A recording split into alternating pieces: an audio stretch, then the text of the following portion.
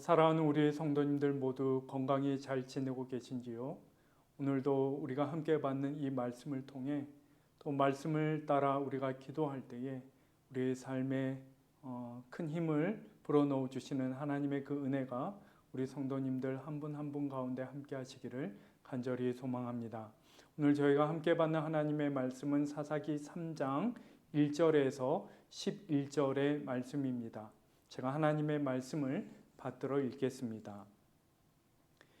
여호와께서 가나안의 모든 전쟁들을 알지 못한 이스라엘을 시험하려 하시며 이스라엘의 자손의 세대 중에 아직 전쟁을 알지 못하는 자들에게 그것을 가르쳐 알게 하려 하사 남겨두신 이방 민족들은 블레셋의 5 군주들과 모든 가나안 족속과 시돈 족속과 바알 헤르몬 산에서부터 하맛 입구까지 레바논 산에 거주하는 히위 족속이라. 남겨두신 이 이방 민족들로 이스라엘을 시험하사 여호와께서 모세를 통하여 그들의 조상들에게 이르신 명령들을 순종하는지 알고자 하셨더라. 그러므로 이스라엘 자손은 가나안 족속과 헷 족속과 아모리 족속과 브리스 족속과 히위 족속과 여부스 족속 가운데에 거주하면서 그들의 딸들을 맞아 아내로 삼으며 자기 딸들을 그들의 아들들에게 주고 또 그들의 신들을 섬겼더라. 이스라엘 자손이 여호와의 목전에 악을 행하여 자기들의 하나님 여호와를 잊어버리고 바알들과 아세라들을 섬긴지라. 여호와께서 이스라엘에게 진노하사 그들을 메소보다미아 왕 구산 리사다임의 손에 파셨으므로 이스라엘 자손이 구산 리사다임을 8년 동안 섬겼더니 이스라엘 자손이 여호와께 부르짖음에 여호와께서 이스라엘 자손을 위하여 한 구원자를 세워 그들을 구원하게 하시니 그는 곧 갈렙의 아우 그나스의 아들 온니엘이라. 여호와의 영이 그에게 임하셨으므로 그가 이스라엘의 사사가 되어 나가서 싸울 때에 여호와께서 메소보다미아 왕 구산 리사다임을 그의 손에 넘겨주심에 온니엘의 손이 구산 리사다임을 이기니라. 그 땅이 평온한 지 40년에 그나스의 아들 온니엘이 죽었더라. 아멘. 여호수아의 시대가 지나고 이제 본격적으로 사사들의 이야기가 시작되는 이 3장입니다. 이제 이야기의 전면에 나타나는 세대는 그들의 조상들과 전혀 다른 상황에서 그들의 믿음의 삶을 이어가야 했습니다.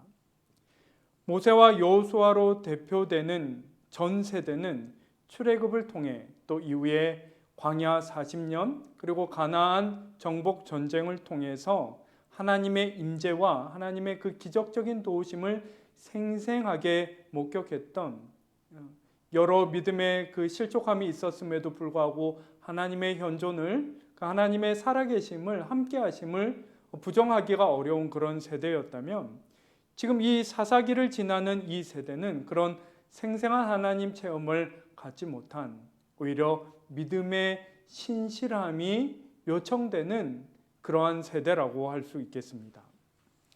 1절에서 전쟁들을 알지 못한 이스라엘은 바로 이러한 세대를 일컫는다고 하겠습니다. 그런데 하나님은 이들에게 신실한 믿음을 기대하셨건만 이 세대는 하나님의 그런 기대에 부합하지 못했던 것이죠. 우리는 출애굽 이후 이스라엘 민족의 가나안 정복을 어떤 압도적인 위력으로 적을 완전히 제압한 그런 완전한 정복이려니 생각하지만 실상은 그렇지가 않았습니다. 오히려 원주민들에게 언제 다시 내쫓길지 모르는, 그래서 그것을 끊임없이 경계하고 방어해야 하는 그러한 불안한 공존에 훨씬 더 가까웠던 것이죠. 그런데 1, 2절은 이러한 조건, 이러한 불안한 환경이 오히려 믿음의 시험이었다 하는 것을 우리에게 드러내고 있습니다. 이스라엘을 시험하려 하시며 그것을 가르쳐 알게 하려 그 이방 민족들을 남겨두셨다, 이렇게 기록하고 있는 것이죠. 3절과 5절을 보시면 그때 이스라엘의 대적들을 나열하고 있는데 블레셋의 5군주는 그 가나안 지역 서쪽 해안지대에 정착한 그 해적 출신의 민족을 가리키는 것으로 두고두고 이스라엘의 골칫거리가 되었던 가사와 아스돗, 아스글론과 가드, 에글론을 일컫습니다. 유다 지파가 한때 이들을 정복했지만 앞서 설명하였던 것처럼 다시금 그들에게 그 서쪽 해안지대를 빼앗기는 그런 일이 벌어졌던 것이죠. 이어서 보시면 여러 가나안 족속들이 둘이 있었고, 그리고 시도는 북서쪽 지중해 연안 페니키아 원주민을 가리킵니다. 그리고 그 아래 넓은 지역에 히위 족속이 또 포진해 있었던 것이죠. 그리고 5절은 이 외에도 헷 족속, 아무리 족속, 브리스 족속, 여부스 족속이 있었음을 상기시키며 이스라엘이 이 모든 민족들과 그 가나안 지역에 함께 공존하고 있었다 하는 것을 우리에게 밝히고 있습니다. 그리고 6절의 이러한 공생이 실제적으로 무엇을 의미하였는지 우리에게 보여주는데 6절을 보시면 그들의 딸들을 맞아 아내로 삼으며 자기 딸들을 그들의 아들들에게 주고 민족이 뒤섞이는 것을 일컫는 것이죠. 그리고 가장 핵심적으로 어떻게 했다라는 것입니까? 또 그들의 신을 섬겼다. 이렇게 기록하고 있는 것이죠. 사실상 고발하고 있다. 이렇게 볼 수 있는 것입니다. 여러분, 그런데 사실 이렇게 민족이 뒤섞이고 종교가 혼합되는 것은 이 시대가 어떠한 시대였는가 하는 것을 객관적으로 생각할 때 사실은 그렇게 이상한 일이 아닐 수도 있다라는 것입니다. 오늘처럼 국가와 그 정체성, 그 경계에 대한 개념이 분명치 않은 시대였기 때문에 얼마든지 이런 일들이 채 알지도 못하는 새에 충분히 일어날 수 있는 그런 상황, 그런 시대였다라는 것이죠. 이를테면 인간이 환경에 적응하며 생존하는 것을 당연하게 여기는 인류학자들은 이 시대에 이런 일이 벌어졌던 것을 조금 더 이상하게 여기지 않을 것이라는 말이죠. 그런데 하나님의 이스라엘을 향한 요구와 기대는 달랐다라는 것입니다. 적어도 하나님은 그들을 자신을 섬기는 백성으로 하나님 자신의 기준에 부합하는 그러한 거룩한 삶을 살아내는 사람들로 구분되기를 기대하고 바라셨던 것이죠. 이방 민족들을 남겨두신 것은 이스라엘을 시험하려 하심이라 하는 이 말이 정확한 표현인 것입니다. 그럼에도 불구하고 이스라엘은 그 시험을 극복하지 못했음이 이제 계속해서 드러나게 되는 것이죠. 7절부터 드디어 첫 사사 온니엘의 이야기가 시작됩니다. 여러분, 온니엘의 이야기는 7절에서 11절까지 짧은 5구절로만 기록되어 있는데 사실 이 비교적 짧게 기록된 이 이야기가 사사기의 서사적 특성, 다시 말해서 사사의 이야기 가운데 반복되는 어떤 패턴을 아주 짧게 잘 요약하고 있다. 이렇게 말씀드릴 수 있습니다. 크게 8가지 이야기로 이제 이야기가 반복되며 한 패턴을 구성하게 되는데요. 맨 처음에 첫 번째로 이스라엘이 여호와의 보시기에 악을 행하였다는 것이죠. 이에 두 번째로 여호와께서 이스라엘을 적대자들의 손에 넘기십니다. 그리고 세 번째로 그 적대자가 하나님의 백성들을 굴욕적으로 통치하는 그런 시간이 얼마간 보내게 됩니다.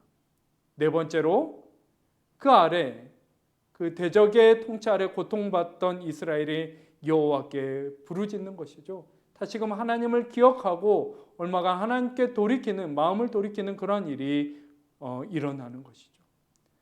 이에 다섯 번째로 하나님께서 오늘 본문에도 구원자를 보내셨다 이렇게 기록되어 있는데요. 바로 사사를 그들에게 보내주시는 것입니다. 그러면 여섯 번째로 하나님께서 지목하신 그 사사 가운데 여호와의 영이 임하는 것이죠.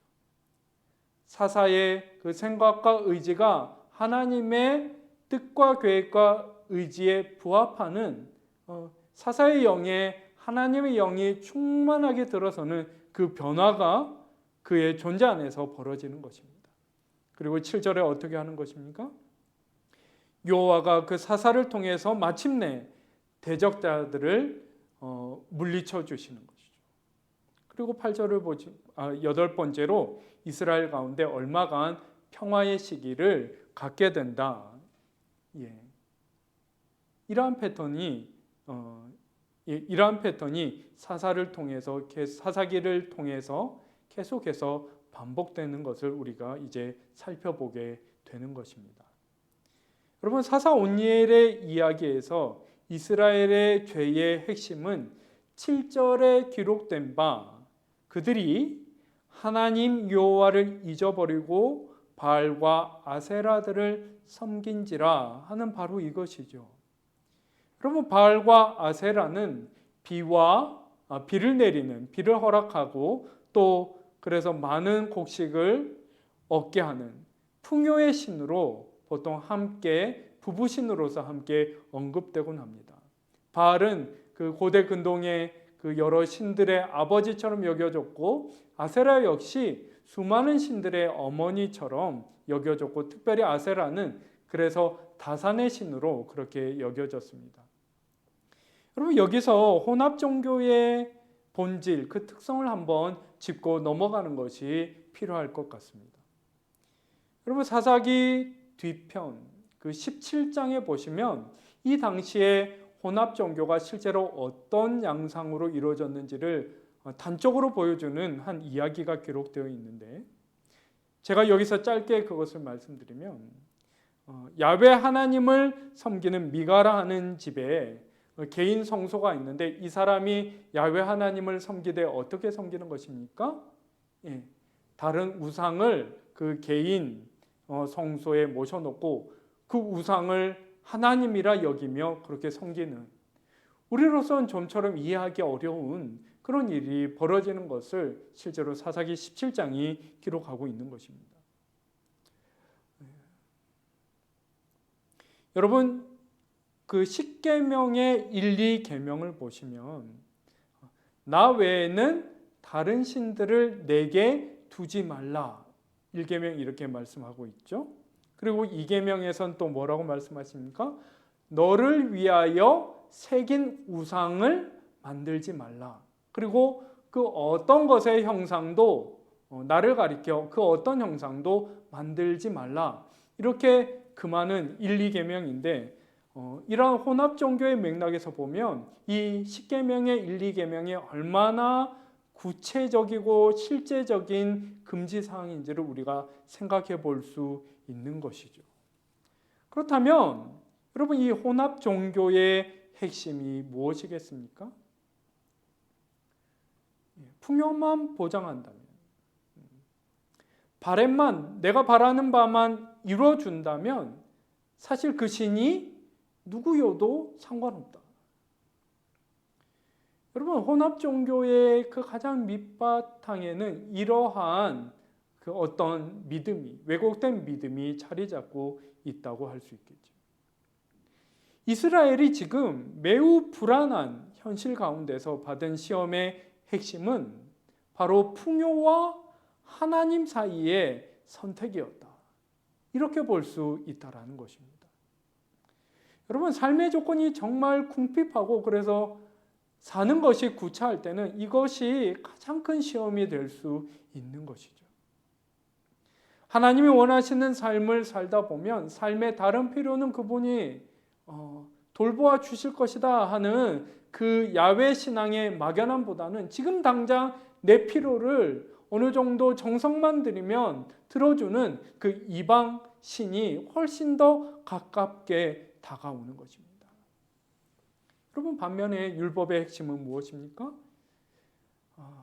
그리스도교 신앙, 야훼 하나님 신앙은 하나님의 사람들에게, 하나님을 따르는 사람들에게 무엇을 가장 중요하게 요구합니까? 바로 하나님을 사랑하라 하는 이것이죠. 여러분, 이것이 우리 기독교와 다른 종교의 어떤 면에서 가장 본질적인 차이라고 생각합니다. 여러분, 사랑하라 하는 것은 우리의 마음의 중심이 그 대상에게 있어서 그 대상을 통해서 우리의 존재와 우리 삶의 가치관과 우리의 선택과 행위, 그 모든 것이 결정되는 것. 여러분, 사랑한다라는 것은 성경적으로 이러한 의미를 갖는다고 할 수 있겠죠.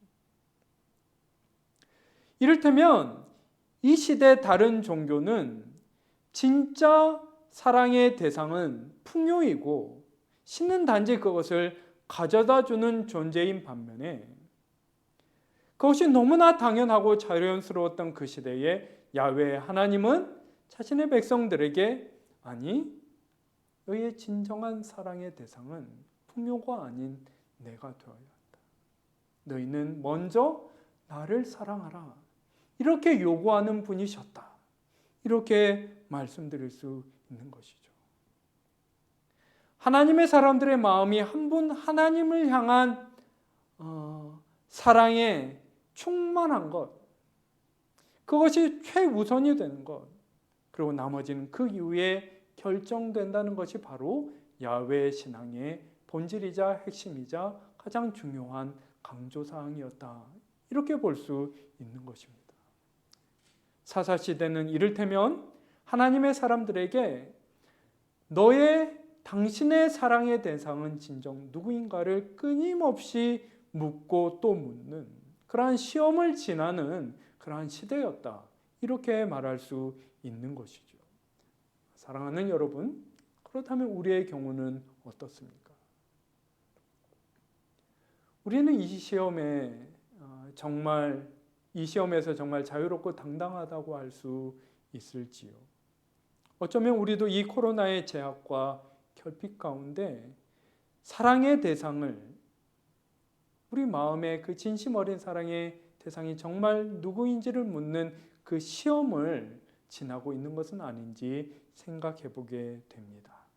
오늘 이 말씀의 깨우치심과 빛 비춰주심 가운데 우리 모두가 가장 선한 응답에 이르고 하나님의 사랑을 회복하게 되기를 간절히 소망합니다. 기도드리겠습니다. 하나님 아버지, 삶의 여러 결핍과 그 어려운 가운데 끊임없이 시험받은 그 시대에 하나님은 그 한 사람 사사를 지목하시고 그의 심령 가운데 하나님의 영을 부어주셔서 오직 한 분 하나님을 사랑하며 삶의 길 걸음에 그분과 동행하여 흔들림 없이 나아가기를 요구하시고 그 사사의 본을 따라 하나님의 백성 모두가 그러한 믿음의 길 행하여 가기를 바라셨음을 다시금 돌아보게 됩니다. 주님, 그리고 이 모든 것이 오늘날 우리를 향한 하나님의 바람이요 부르심임을 저희가 주님 앞에 겸손하고 진실하게 인정합니다. 주님, 우리 자신을 정직하게 돌아보는 저희들 되게 하여 주시옵소서. 그리고 우리 가운데 믿음 위에 믿음 더하여 주시옵소서. 현실이 너무나 각박하게 다가와 마음이 흔들릴 때에도 주님, 정말 우리의 영 가운데 주의 성령을 다시금 충만케 하시어 흔들림 없이 주님과 동행하는 가운데 우리의 삶을 가장 선한 곳으로 인도하시며 우리의 그 모든 필요를 돌보시는 그 하나님의 은총을 입는 모든 사랑하는 우리 영함의 권속들 되게 하여 주옵소서. 감사드리며 귀하신 예수 그리스도의 이름으로 기도하옵나이다. 아멘.